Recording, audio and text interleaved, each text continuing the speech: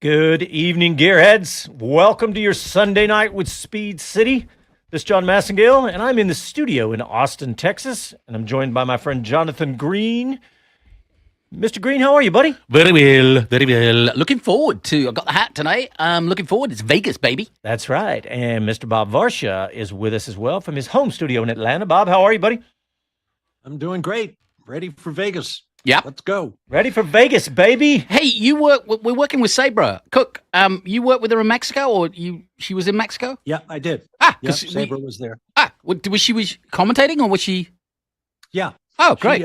She and another female commentator did, what would I call them? They did some interviews, but mostly commentary, walking up and down the pit lane, through the paddock, and, just making sure we touched all the bases in terms of driver prep and all that sort of thing. She's quite good. I think people will be happy to hear her. Well, what the boys are talking about is they're going to be on the PA microphones for Vegas, talking to the crowd. I'll be on the radio microphones out there, joined by you guys, winning if you can. And the reason we're talking about her is she's a racing driver. She's in the Porsche Carrera Cup North America, and she was in the W Series. And so she is more than an accomplished person of knowledge when it comes to all the girls on the grid in the F1 Academy. The first time in Las Vegas that they're going to finish their season, and it's the first time that Vegas has had what I would call a substantial undercard, and I'm really looking forward to it. Well, and there's a title decider for that series here, so it's still up for grabs. So that's a great story for F1 Academy. I'm excited that we've got it because it was kind of like just too much Formula One, and I felt like the fans needed more, and they're going to get more. Yep. Well, let's talk about Vegas, the possibility of rain. I've been watching all these fronts as they come towards us here in Austin. Now they're saying, I looked at about the 5 biggest, and 2 out of the 5 say there's a good chance of rain, like 20 or 30%. Well, it's pummeling the West Coast right now. But they're saying all these lows are coming through. So anyway, there's a shot at it, and it's been wet like all week. Yeah, so we'll see. Well, I had a production meeting yesterday, and the call was wear something warm. So well, it's always cool there. Oh, mayhem! Yes, that too. That definitely. It is a street circuit. There's always a chance. Yeah. Well, I'll tell you what. Let's. Anything else on Vegas? Oh, Vegas is looking at one of those long-term deals right now. Did you see that headline? Las Vegas Grand Prix and the LVCA. A new 5 to 10 year deal. And well, when you've got a client that's invested $250 million in a piece of land in Vegas, I think you're likely to give them a deal. Your chances are good, right? But I love these, and they're saying maybe even 2037. I don't know how old to be honest, we're all going to be by the time all these contracts are done. And I'm sure Bob will back me up on this, but you too, John. I'm still amazed that you can actually stop the Strip in Vegas to run a race. I mean, Bernie Eccleston didn't pull that off, and they've done it. Yeah, it's really amazing. So let's jump into some other F1 stories. And by the way, today we're going to talk mostly F1, a lot about Vegas, but there's lots of good headlines. Yeah. We're also going to talk about the Macau Grand Prix going on. An American got 8th place today. Yeah. So we'll talk about that. But I want to start with, I don't know, this kind of felt like there was a couple of the biggest stories, and one of them for sure was Checo Perez in a test at Imola in a Ferrari for Cadillac. How about if somebody had said that headline to you 5 years ago? That would have been a shocker right there, right? Well, and, weren't we all writing his career off at Red Bull and his end of his glorious, well-produced Formula One career, but we were saying that it was probably curtains for him. Yeah. Hey, Bob Varsha, did you get to see, there's YouTube videos floating around of Checo's foray in Imola. Did you get to see any of those? I saw some of them, yeah. Yeah, it was really cool looking at that all-black Ferrari, wasn't it? Weird. Looked like a mini Batmobile. Yeah. It's exactly what I think everybody said that. It looked like a Batmobile because it was kind of flat black. While we're on the subject, of course, they'll never tell you any times, but, we wondered about Sergio and whether he was done. I saw a headline today that next year's Mexico City Grand Prix is sold out. Wow. Yeah. Well, they stuck a program in there apparently in which if you bought a ticket this year, you get preference for 2027, 2028, which I think is brilliant. and apparently seats are gone. I think we need to be there. We need COTA to be does there. that. I think all the tracks do that because I know COTA does it too. I mean, we talk about it on the microphones. Hey, if you buy your ticket today, which being a year out, you get this kind of special deal. Well, we did that with WEC, didn't we, as well? Yeah, WEC too. Yep. Yeah. But I don't know that they immediately sold out next year's race. Wow. Yeah, no, that is true. I don't think COTA, in fact, I know COTA hasn't done that. And didn't they have a record crowd anyway, Bob, this year? Yes, 310,000 over 3 days. Amazing. Yeah. Yeah, not quite as big as Austin, but an enormous crowd. Well, it's in the middle of a city, too. I know. Well, yeah. Which is why you get the crowd, but also hard to do. Yep. And not everybody there can afford to go, too. Just like at any F1 race. So it's amazing they sell out that many. So, but this is, I mean, what do you think about this, the fact that he's in this car testing right now, Jonathan? I know that it's not really about lap times or anything. It's mostly about the team getting practice in actual, kind of simulated race day activities that involve a car, not just, simulated over the radios like they've been doing it over the internet. What is the chassis? It's the 2023. It's a Ferrari. Right? It's a Ferrari. 2-year-old Ferrari. Yeah, 2023 Ferrari. So you're not going to, because you're not going to build a 23 Ferrari, but what you can understand is how the engine works, and as we've learned from Hamilton, how the steering wheel versus, how the systems work and how their different modes work, which for Perez and Bottas will be completely different than Mercedes and Red Bull. Right. And so I think that is probably the biggest learning curve. Plus, they've been out of the car for a while. Getting back up to speed, a 23 car is still fairly relevant. So I think that's part of it. And I think from a feedback point of view, Checo will be saying, hey, now I've been around a few laps. What I was thinking of is, could you do, because you are in that situation where you are like, with plasticine, you are molding it now into what you want because they haven't built the car or they're building the car. Right. Mm-hmm. Yeah, it's certainly some interesting conversations going on. The program is called TPC, Testing with Previous Cars, and the car can be no newer than 2 years. Yeah. And this, I was looking on F1.com, the test is giving Cadillac a chance to build on their work in the simulator, running virtual race weekends, and by having some of the team members on site working with the Ferrari crew who are going to run the Scuderia's TPC program. So it's not, it's a whole bunch of things they get to do with this car. So it's a really important test. I think they need a better word than TPC. I think it should be it confuses... dusting off the old banger. But it's confusing. It's testing piece of previous cars.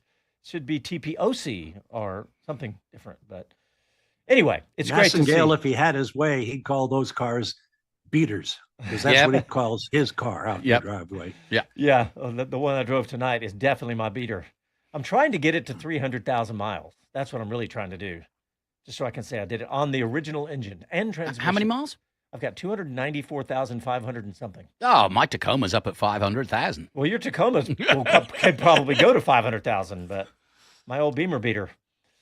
So, Bottas is keeping himself busy, but not in previous cars, just with the social media outlet for Mercedes. By the way, if you ever wondered, because I saw this answered on social media by Bottas, if he were to get rid of one, it would be the mustache, not the mullet. The mullet. So just so, I mean, because obviously there's a lot of people tuning in, wondering that. Yes, that is. I think that's been the most requested aspect of Bottas's lifestyle. Yeah, he's going to have to wait because he's under contract, of course, with Mercedes until the end of the season, so he's not going to be doing anything like that.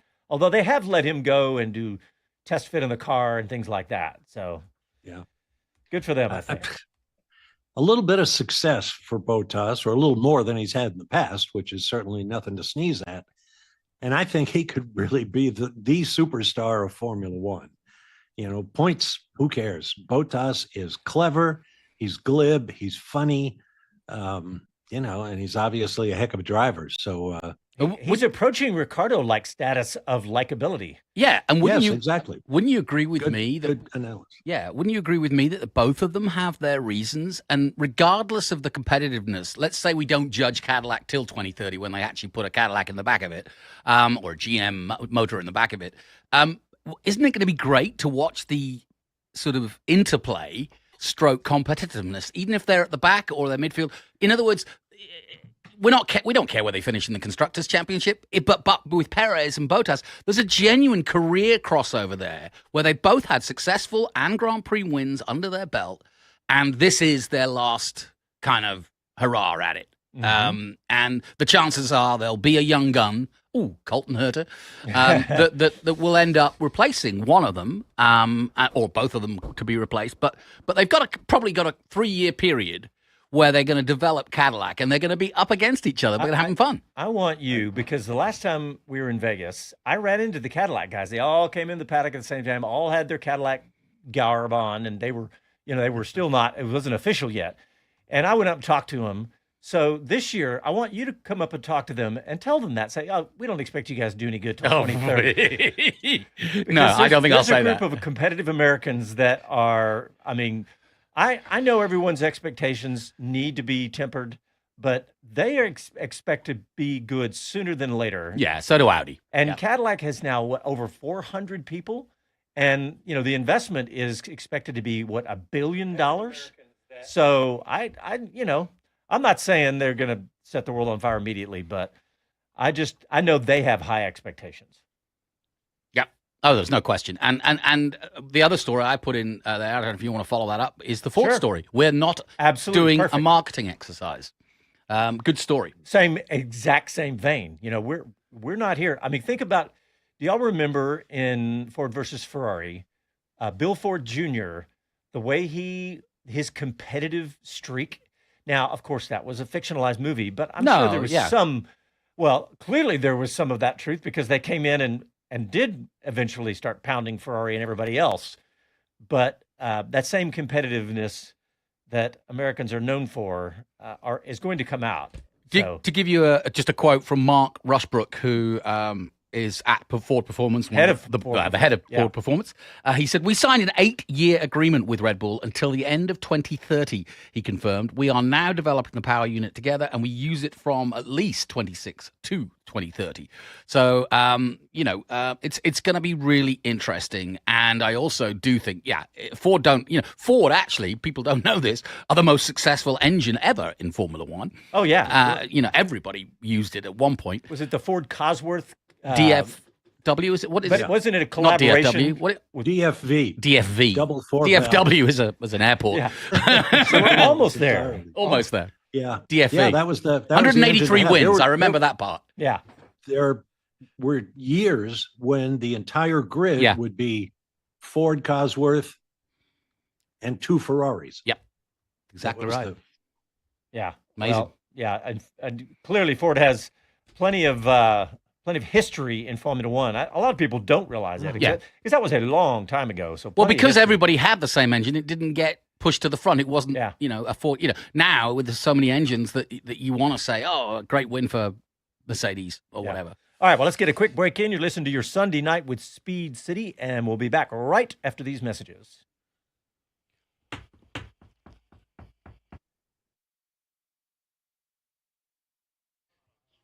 All right, YouTubers, thank y'all for tuning in with us a day early.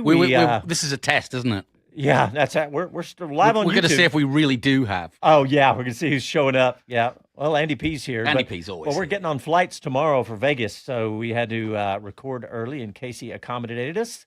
That too. Andy P says, I've had the pleasure of working and interviewing Sabre Cook. She's wicked smart and a great interview. We interviewed her. Yeah. in the a few times when she was in the W Series. Yeah. Here in Austin, off-site. We went to a school. They were the presentation. Yeah. The drivers were basically doing a presentation to some high school kids, and she was there. And he's absolutely right. She's a very smart racing driver, and she's doing very well. She's quit single seaters and she's now in the Porsche Carrera Cup North America. Middle of the field, but good stuff. Here we go.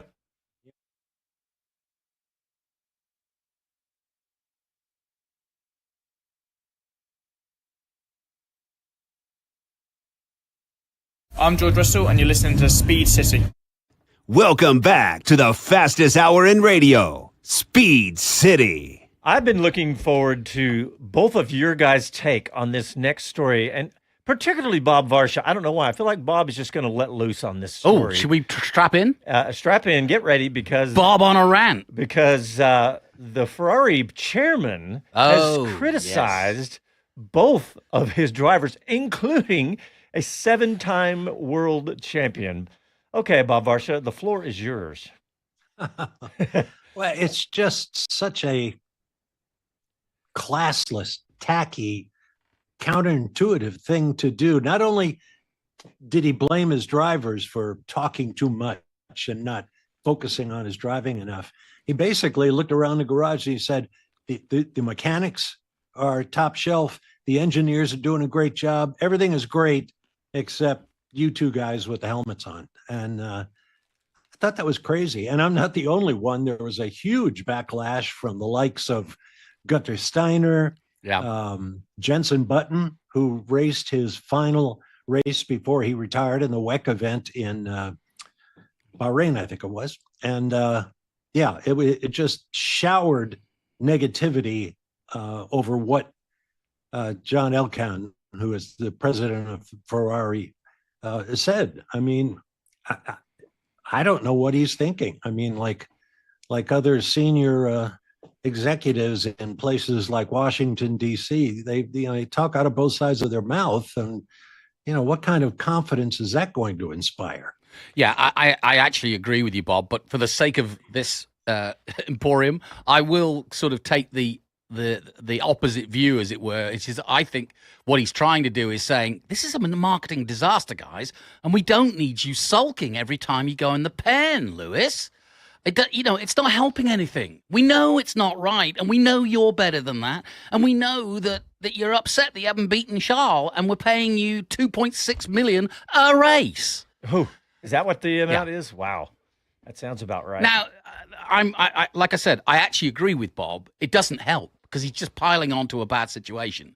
And from a PR point of view, he's just added to it. Hey, get him in the boardroom or take him for some pasta or take him for a walk up a hill and say it to them. Right. But don't tell the world. Yeah.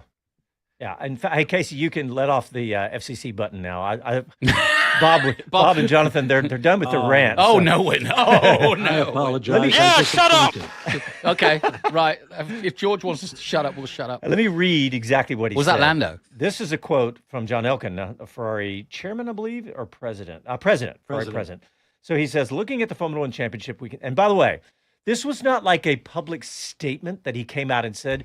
This was after the big win in WEC in Bahrain. So it wasn't like he had a press conference and had this big, presentation, but he did say it. He said, looking at the Formula One championship, we can say that we have our mechanics who are basically winning the championship with their performance.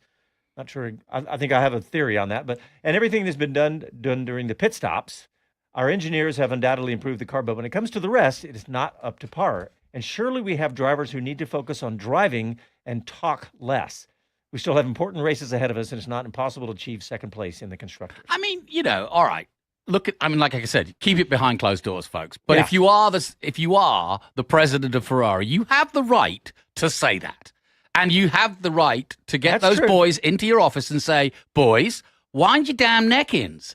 You're not helping the situation. I don't care how tough it is. We're all going through this together. You've got your contract. You've got your contract. Now go out and get on with it, is what, Yeah. No, I mean, you can't argue with the idea of, let's stop complaining and But you don't go to the public. But you don't do it like this. I don't think you do, but I mean, this is Ferrari, so they have their own way of doing everything.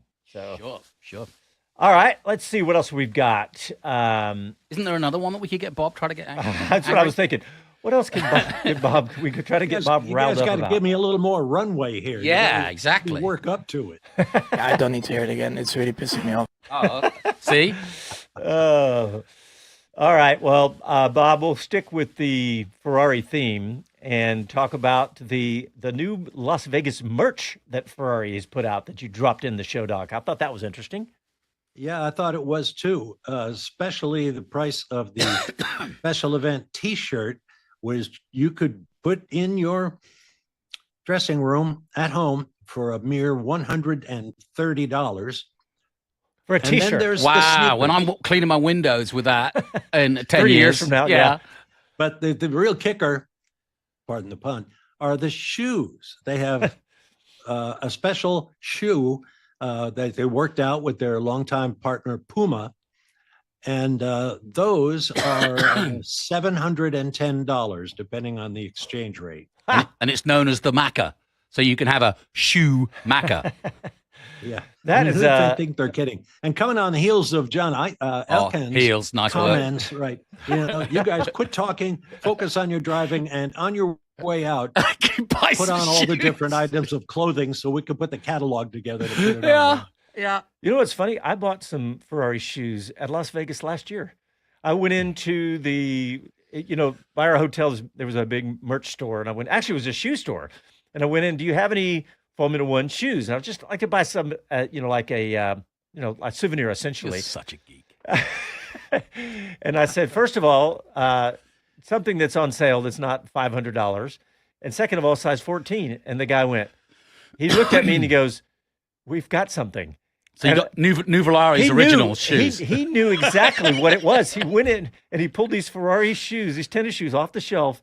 He said, we've been waiting for a sucker that wears a 14. That's right. And they had them for like $100, so I bought them. Oh, there you go. I'm not sure. Are you any faster? Bold strategy, Cotton. Let's see if it pays off for him. Yeah, it's a good strategy. Are you faster than you were? No, in fact, they're giant, bulky, like semi-high top tennis shoes, so they're very uncomfortable. Too much fun. Well, at least we sold that one size 14 pair. Yeah, in fact, Yeah. I didn't ask him what year they came from, so they could have been several years old. Oh, but anyway. Hey, Jonathan, let's talk Ralph Schumacher. Oh, please, let's do. Yes, he's always good for I'm ready to rant. for a headline anyway. I'm sure that he's never let a microphone pass him by. No. Yeah, so basically, he is basically, the headline is, and this is from GrandPrix.com, Webber lacks distance maturity as Piastri's manager, which doesn't make any sense, and maybe it's translated from German, which it probably is. Yeah. What he means is he hasn't been the distance of a world champion, so he doesn't know how to guide a kid in this situation to a world championship. And I say, poppycock. Hey, Casey, do you have to hit the Yeah, that's FCC okay. button for that? No, okay, that's okay. Okay, we're good. Because, and what that means is rubbish. Because Multi21 said... So you're converting it to American by saying rubbish. Okay, go ahead. Brilliant! that's asinine. There you go. No, it's rubbish. It's absolute poppycock because, of course, his whole career in 2013 was defined by that Malaysian Grand Prix, Multi21. Yep. He finished second in the championship to Vettel. Vettel overtook him when Multi21 quite clearly meant hold station. Webber was leading the race. Vettel was second, and Vettel said, nah, forget it. I'm going to disobey orders. And so if there's anybody who can help Piastri pull his finger out and go, mate, you can't listen to anybody. Look what happened to me. They should sit up with milk and cookies late at night, him and Piastri, and watch that over and over again and say, don't do this. That's a mental picture for you. Yeah. What But, do you think, Bob? Ralph just likes to hear himself make something out of something.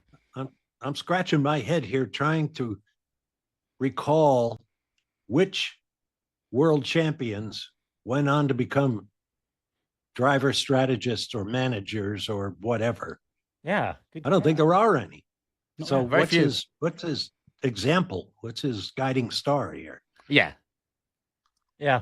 Good question. He says it, but it seems he lacks the necessary distance and maturity, or I guess experience is really what that means, to recognize what he needs to do for the team as his driver, and also lacks the necessary fairness towards Lando Norris. It makes no sense, guys. I don't know what he's talking about. I don't know why we're giving Ralph Schumacher all this time. Is what I'm saying. And he does a headline every 5 weeks, every week or so. Now, Right. I don't know if you listened to Jacques Villeneuve last week on F1 TV, but he was brilliant, and he is brilliant. He talk about a brilliant guy when it comes to, me and Bob he'll have had go the out chance. there on some hot takes, let's say. But I like him. But yeah. But he talks sense, and he's always spoke his mind, even when he was a driver. He says it like it is, and he has the right to say it like it is. He's won world championships and 500s, and the lot. Yep. Okay, so Jonathan, you have been talking about this story for a couple of weeks now, but Rovanpera? Rovanpera. Yes. Yes. Bottas and Verstappen are with you on this. Yes, they are. So the story is this. Kalle Rovanpera from Finland is a two-time rally world champion. Still only 24, I think, or 25, I think he is now. But he's a phenom in the world of rally anyway for being so young. Most rally drivers, you think of Carlos Sainz or whatever, they're in the 30s by the time they get that chance at the best car. And it's very similar to Formula One, in rally, in that you want the factory team, you want the factory car.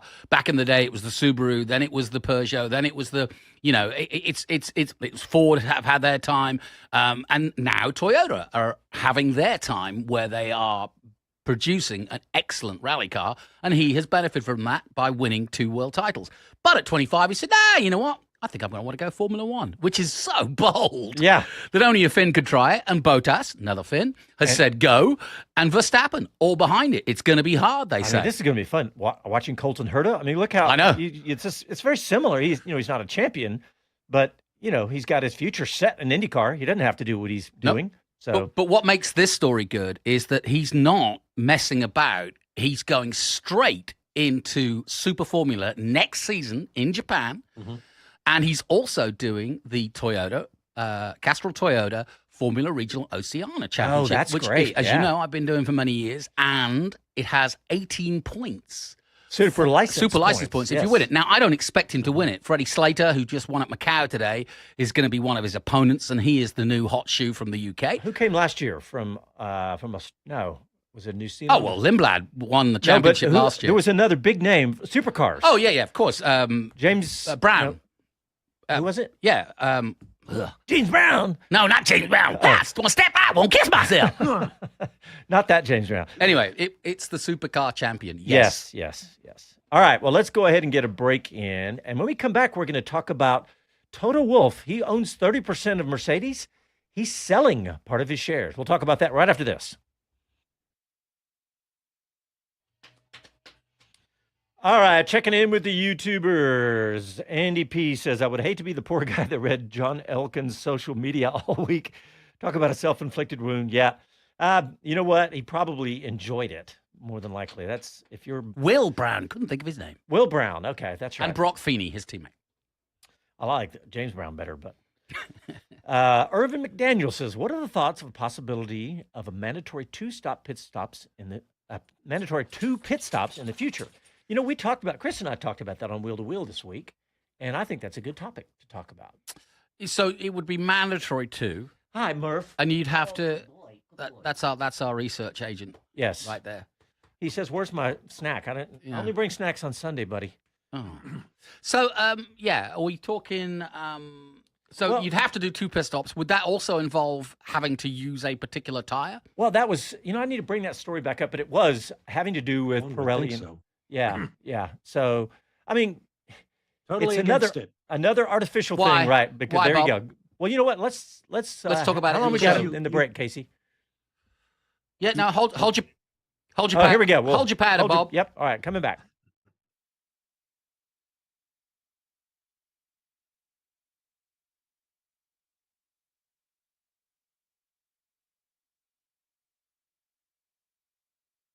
Hi, this is Max Verstappen, and you're listening to Speed City. Welcome back to the fastest hour in radio, Speed City. Y'all should have seen Casey when we were coming back for the break. Looks like he had 4 arms back there because he's also producing the Texas A&M football broadcast. Well, and the fact that he does the whole show on a trampoline, I find him because he's really got to time it to hit the buttons. Yeah, perfectly. Okay, during the break, mixed up. Irv McDaniel on YouTube said, what are the thoughts on the possibility of a mandatory 2 pit stops? I've said that wrong every time. Okay. In the future. And Bob Varsha has a very strong opinion. I know you find that hard to believe. So, Bob, what do you got? Well, in my IndyCar days, we went to Surfers Paradise for the Gold Coast Indy 300. And IndyCar, or Champ Car as it was then, instituted this pit pit stop limit, as it were. On race day, the weather started to roll in, which is ironic because there were 3-year-old kids in Surfers Paradise who had never seen raindrops. Yeah, I can imagine that. Yeah. So we come swanning into town, and of course, we get rained on. A day after the Australian V8 Supercars race took place in idyllic weather. But here come the Indy cars headlining on the weekend, and just desperately dark clouds roll over. And so IndyCar, I'm not sure this was their motivation, but they declared a limit on pit stops.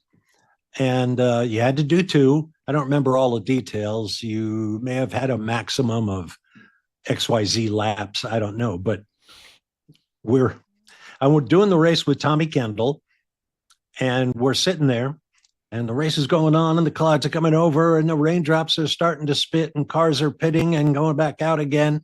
And finally, the clouds open. They red flag the race, and TK says, well, they just handed the race to Mario Dominguez because he was the last guy to make his stops, which meant he was in the lead as a result of it. It just makes the thing too predictable. Okay. You know, you're going to know, everybody's going to be counting everybody else's laps to see how far they have to go to their next stop. Yeah. And you incorporate that into your race plan. I think it just hamstrings ties their hands. And, yeah, I know what you mean. It handcuffs the teams. Yeah. Well, and all this came about. Yeah, all this came about because the Formula One Commission met yesterday. Actually, this is the 4th and final meeting this year. They met yesterday, and this was one of the topics that they brought up. And they said, right, in the every story I've read is like the highly polarizing proposal. And I completely agree with that. Everybody is. I mean, a lot of the team principals chimed in on it. James Vowles, he said, because you're forced that way because of the 2 pit stops. He says, my biggest worry is that we would end up, all of us, trying to do the same strategy within a lap of each other. I was just about to say, all you would end up doing is going, okay, Verstappen's leading. And we're 12th. You've got more than enough time as he pits to go, right, Verstappen's, we're following. And then you'd get 18 cars. It's a bit like NASCAR. You get the whole field in there. Right. Everybody comes in at once. Yeah. And that's going to be dangerous in a lot of the tracks we race. And when they all go back out again, pretty much in the same order, because, or generally they'll sort themselves out. But, I agree. I can. There are times where, as a commentator, I can see things like that being helpful because you do listen in sometimes and think, oh well, are they going to stop now? Are they? You do a lot of head scratching as a Formula One commentator because you don't know the answer. But I don't know if I want to know the answer. I quite like the drama of saying, wow, he's going to do 52 laps on these mediums. Wow, no one's done that. Exactly. Yeah. I mean, Pirelli can make whatever kind of tire you want to ask for. Yeah. You want a long distance one, Pirelli can make that. All right. But all this monkeying with different ways to try to make the races more exciting. Nah. I don't think that's the way to do it. Nah. And where did it start? It was Qatar a couple of years ago where they were popping tires on the pointy curb things that they had there for the bikes. And, that's right. Yeah. And they ground those down, but that's not the fault of the cars. I like the drivers. The Interlagos method now they've chosen is to make little puddles right on the curbs for everybody. All right, so you're talking all about commentators. Yes. We have a clip from a commentator because Jonathan Green gave Karun Chanduk his transitionary first role in broadcasting. I did. From a race driver to a broadcaster years ago. And he absolutely adores you. When we go to Austin and we're in the booth for the PA, Karun always comes in and he is like a little kid. Well, I've known him since he was 10. He stands outside the booth and he's talking to me.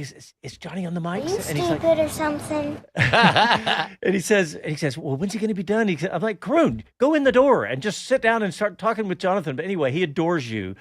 And you got a text. I don't know about that, but you got a text from him a little video of him and his son, and you shared it with me. Well, I've shared it with Casey, who's going to play it for us because Karun, because he's a big fan of yours, obviously. So he was watching a replay. It clearly was his son to follow on the footsteps of him because he's a very good commentator. That's right, he is. He was watching a replay of the 2017 Macau Grand Prix. You should get out more. And sent this video over. So let's hear from Karun Chanduk and his son. Hi, Johnny. We have been watching the finish of the Macau Grand Prix from 2017. Should we do how Johnny did it? Ready? Dad! Wins the Macau Grand Prix! Is that the Johnny Green impression of Dan Tickton with? Yeah. Very good. Like, they crashed at the last corner. Like, the two leaders. Mm-hmm. You went down the inside. Crazy stuff. Huh? Yeah. Very good, Johnny. Good commentary. Oh, that was so great. All right, now Karun, you've got to go out for a walk more often. Well, now we're going to play. We're going to play the 30 seconds from the end of the 2017. Macau, okay, and compare who did it better, you or Karun's son. Okay, sounds good. Here we go. Lando Norris trying desperately to get up there, but it's going to be Habsburg trying to stop Sergio Sette Camera, and there's nothing between them. They're side by side coming to the last corner. Habsburg's got him! Habsburg's got him! And Camera hits the wall. So too does Habsburg. And Daniel Ticktum wins the Macau Grand Prix. What a finish! Oh, I've seen some close finishes in my time here, but that just takes it all. I remember that. I'll give it to Kush. My voice was going so, and he is young and has the vocal cords of a youngster. How many hours had you?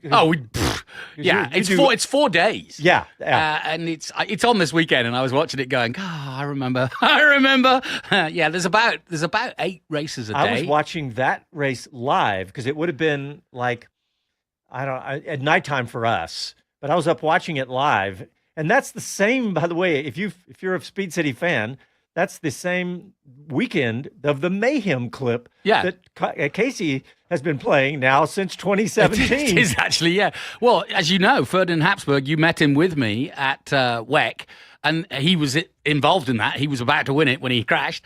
And he now is doing Austrian TV for Formula One. So, and he's still a WEC driver for Alpine. All right. Well, we've got that 30 seconds of that amazing crash from that same weekend. Let's play that one, Casey. Here we go. We'll keep you informed as to whether. Oh no! Oh, mayhem! And there's millions and millions and millions of dollars of damage here at the mighty Macau. And that is one of the worst GT accidents I've ever seen here. And in the place, the city that is a gamble, the lottery has absolutely come to an end.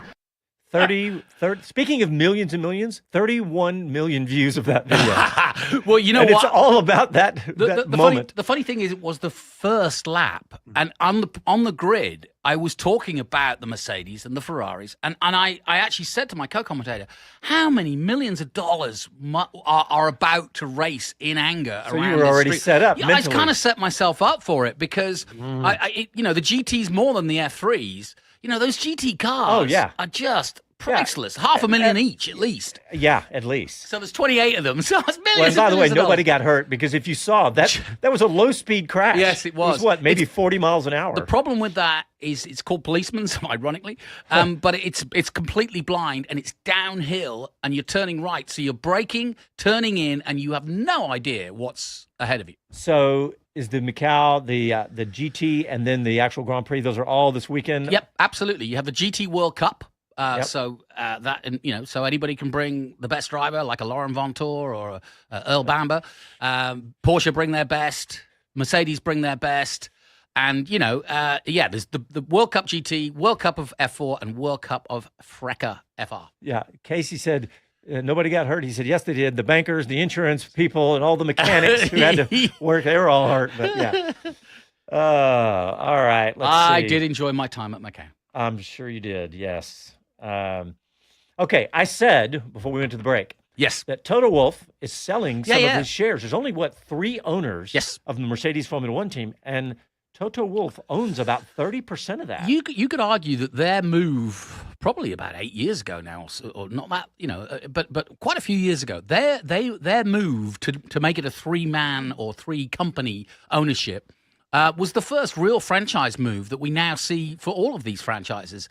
And am I right in saying it's been quantified at $6 billion now? Well, based on the research that's being done for this transaction, he apparently owns. He's selling. 30, Yeah, they came up with that valuation because, and what's funny is that, again, if you're a fan of Speed City, you'll know the person who's going to buy it, and that's George Kurtz of CrowdStrike, who was a longtime sponsor of the show and has been on the show a few times. George Kurtz, of course, CEO of CrowdStrike, and because he needs the money, and a really good gentleman driver, a really great gentleman driver. He's a professional now. I wouldn't even call him that now. I know, it's true. It's really true. So a Mercedes spokesperson said, "We'll be making no comment on this. The governance of the team will remain unchanged, and all 3 partners, Mercedes-Benz, Toto Wolff, and Ineos, are fully committed to the ongoing success of the Mercedes-Benz Formula One team.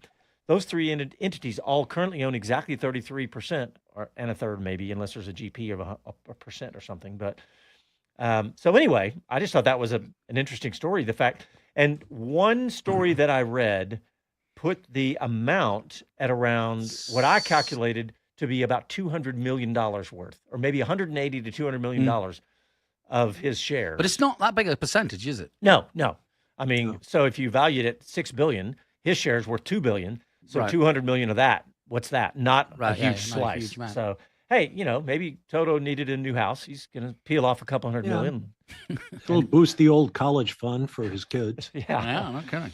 Yeah, but I thought that was a good story. All right, well, let's take our last break, and when we come back, we have a few more stories for you. Your Sunday night with Speed City, back after this.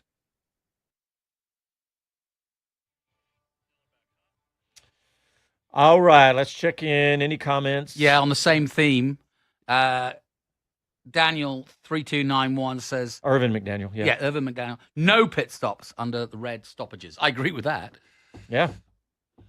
Andy P liked that. I'm glad you liked it, Andy. I was a little self-indulgent on our part, but there is a story, a rumbling that I think I put in about people being a bit annoyed about the way that Red Bull went about completely reinventing the wheel and putting a brand new car out from the back. Okay. And whether it will cut across the cross. In other words, let's talk about that. Yeah. Okay. Yeah, why not? Let's do it. Have you heard about this, Bob? No. Just that Stella made a comment and a few other, I think McLaren were kind of questioning it. But the fact that they completely put a new car out effectively for Verstappen and therefore started from the pit lane, they want to know whether that's going to come under the cost cap. Here we go.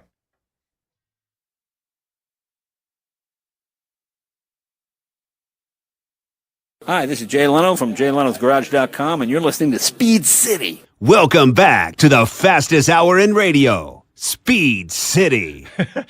Casey had the biggest eating grin on his face as he played the Jay Leno clip. Just because he knows I'm going to be visiting Jay on Monday. Other than that, that's probably why he said it. All right, Jonathan, you had a great topic that you brought up during the break, and we got some other good stories that we're going to touch on. But why don't you talk about that? Yeah, you were bringing the up. Story is, and this sort of started happening after Verstappen's brilliant race last time out. But of course, to get there, he qualified on merit terribly. And so he wasn't given a penalty or anything. He just didn't qualify. The car was a mess.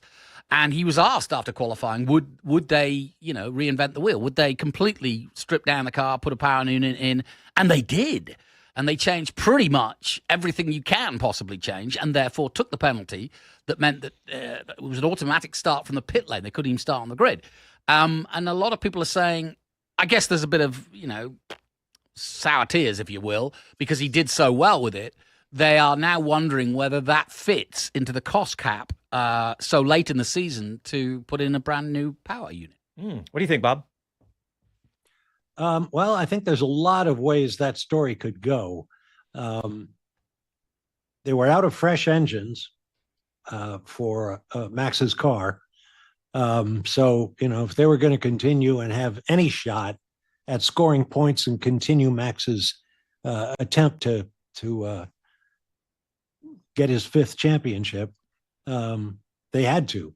I think their hand was forced. Now, why they changed everything else, I don't know. But I agree. The big question is, how do they account for it in the classic sense of the word accounting? Does it come under the cost cap? Did they have that kind of a surplus available? Yeah. And I don't know, quite frankly, but I could see where people would begin to wonder, well, wait a minute, where's all this money coming from and who's accounting for it? Yeah, and they've been doing upgrades, including that floor, up until Singapore. So yeah, it does.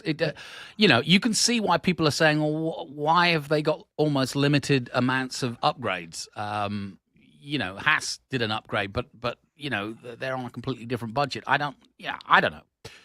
It sounds like sour tears or sour.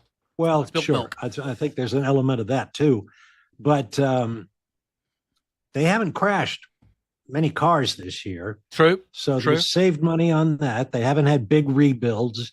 They haven't had engine failures. And I think Yuki only gets paid when he beats Max, right? Yeah, right. Or Yuki has to pay less to be in the car. Yeah. Yeah, I mean, I could see where it's possible for it to be under the cap. But they'd have to open the books and let me see.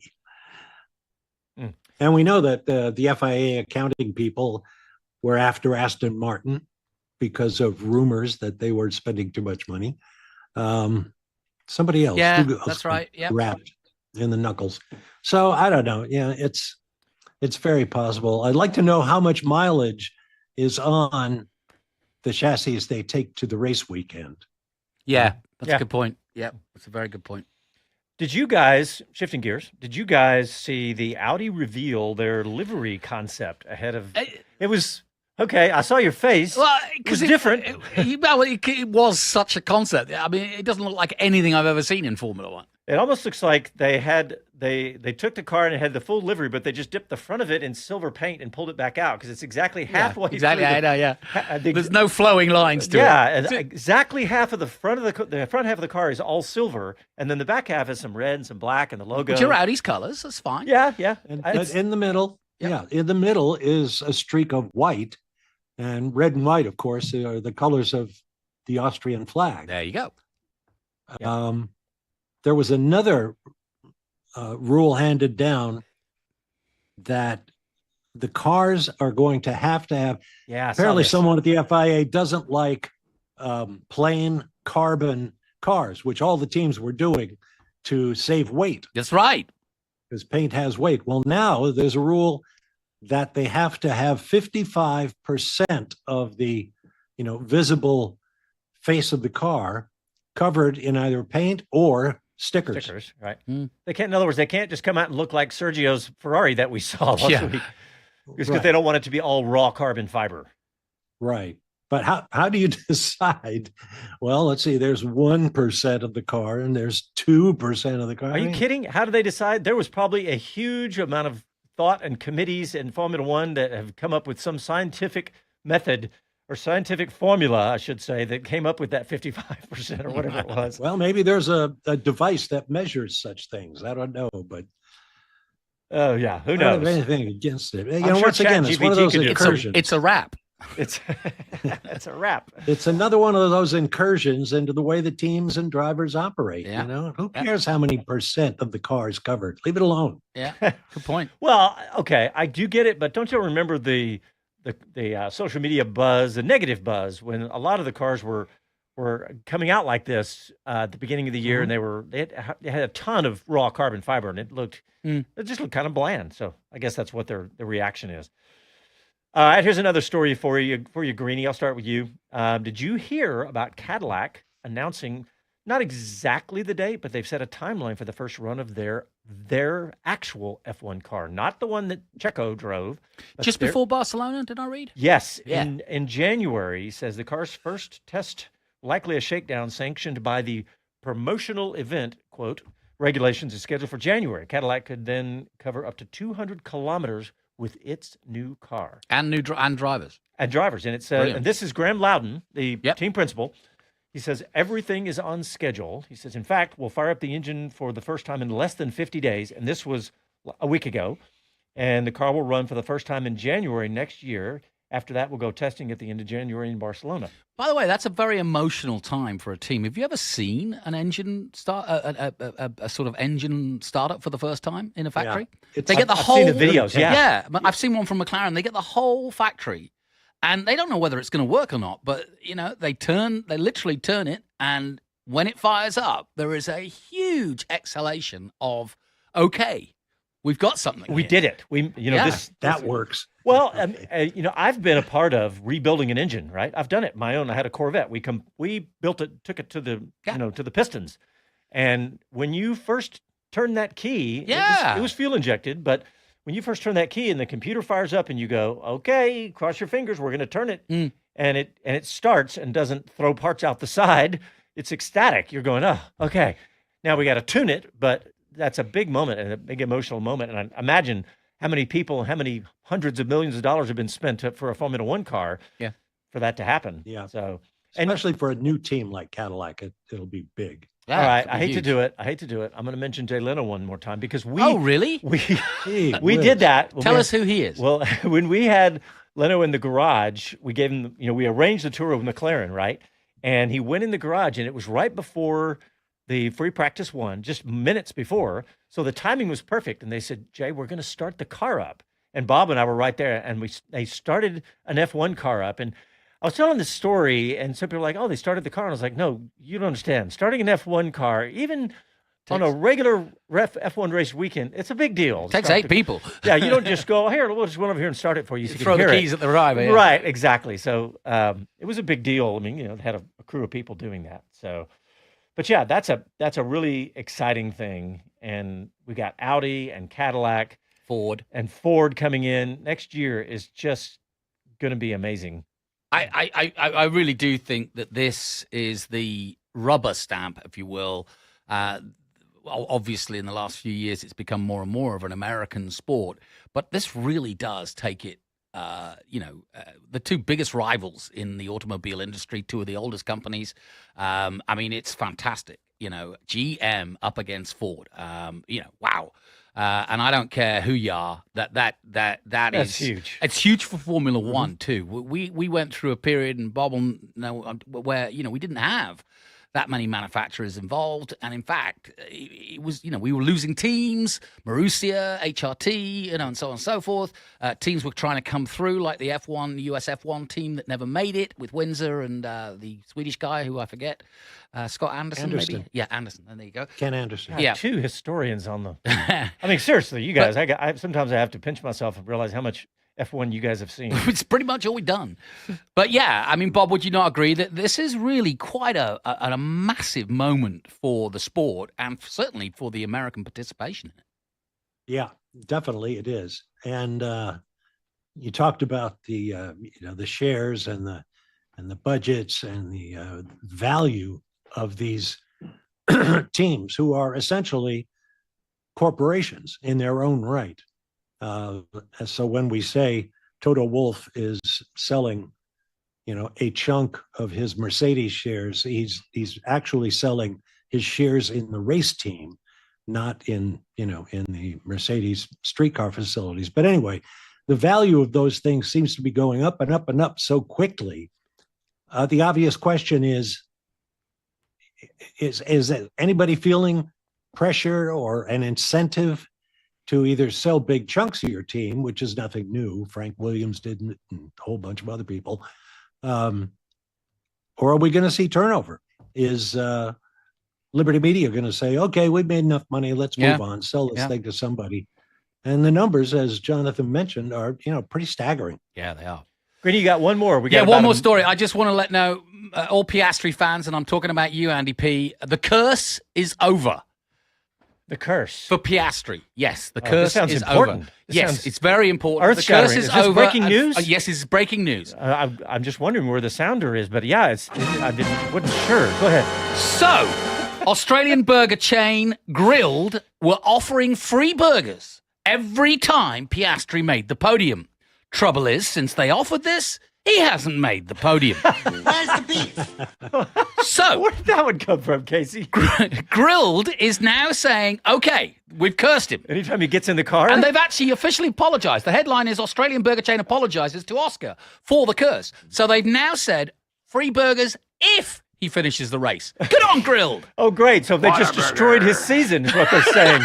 He's not going to finish any races now. All right. Well, we're done, guys. But thanks for indulging us many times today, including doing the show at a different time. We will be on the mics in Vegas. Chris and I'll be doing Wheel to Wheel on Wednesday, maybe together from Vegas. But we're all going out there tomorrow. Thanks, everybody, so much for tuning in, and we'll talk to you next week.